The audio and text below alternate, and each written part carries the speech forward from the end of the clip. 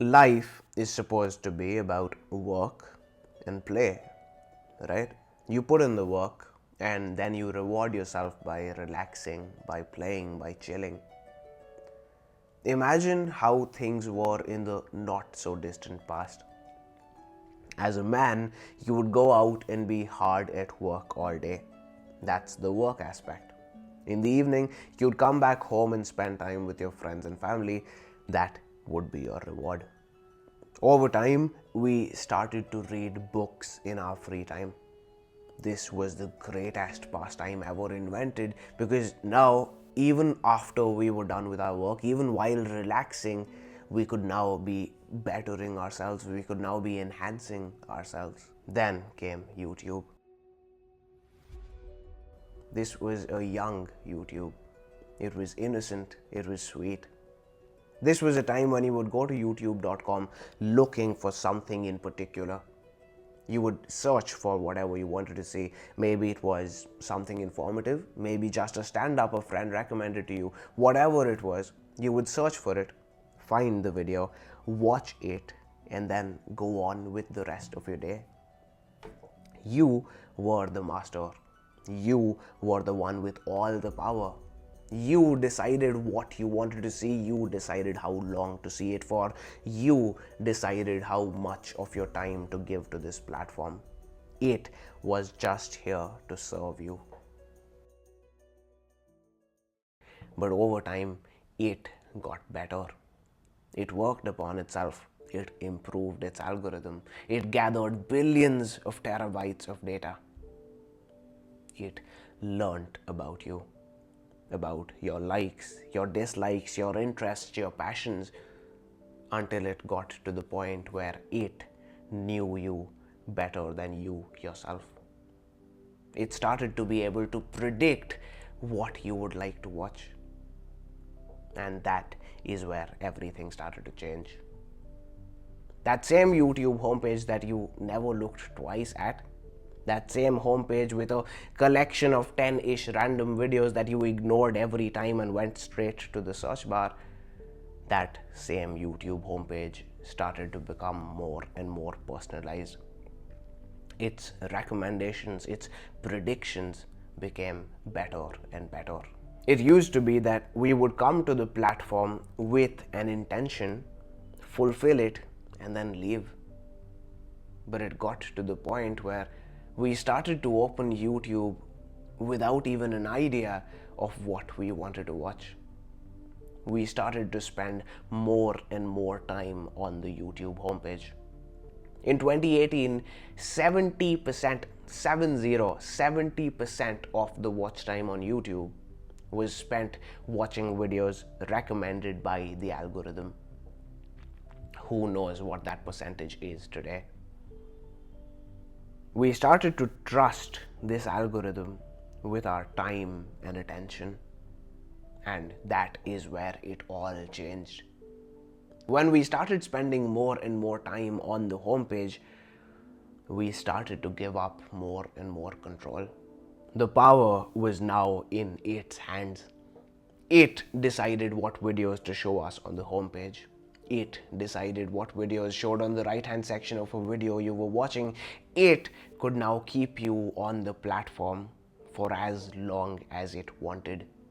We went from being the decision makers to becoming just another set of eyeballs in an ocean of billions of eyes, all controlled by an algorithm.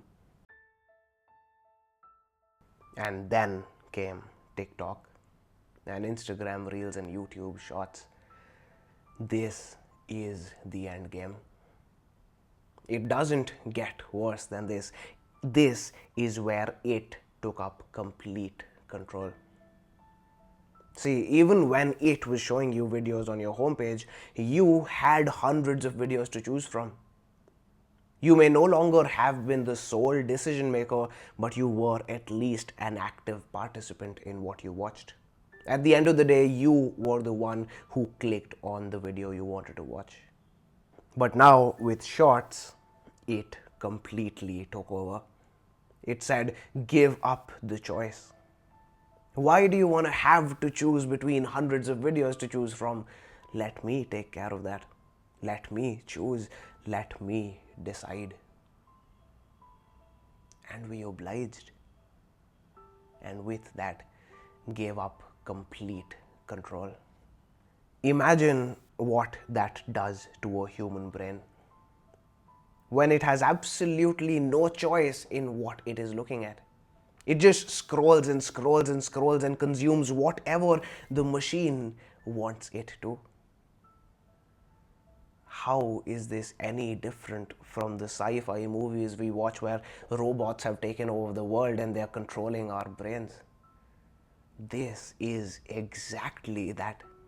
It's not the scientists at Facebook or YouTube sitting in board meetings and deciding what to show to people. It's the algorithm. It's this thing trained by putting billions of terabytes of data through AI and machine learning, and the algorithm is the result of it. In many ways, this algorithm is the most powerful thing on this planet today. Well, what does all of that mean? Should you close YouTube right now and never type in the letters YOUTUBE on your address bar again? No.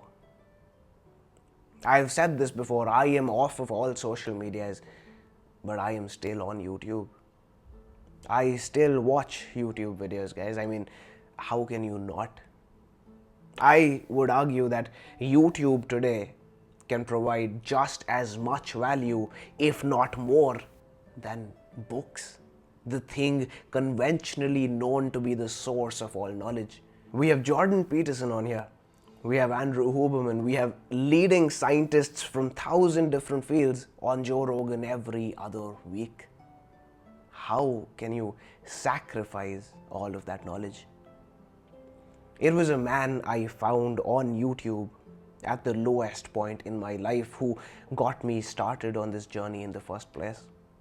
It's people I see on YouTube today who keep me going, who teach me something new every single day. Like everything else, this too is a double-edged sword. And well, the sharper the one side, the sharper the other will be too. This platform can be just as life-saving as it can be life-wrecking.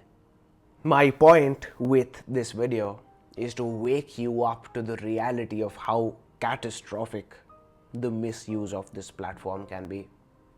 The next time you open Shorts, remember you are willingly giving up control of your life to this machine. The next time you catch yourself scrolling through your feed for 10 minutes just to find something to watch, stop and ask yourself, why did I open this platform in the first place? YouTube is like an untamed stallion. Use it well and it can help you dominate the world. Just casually hop on it and it will run amok and set you back way worse than you'd ever started out. That's all I have for you today, guys. Make your dreams a reality, one day at a time.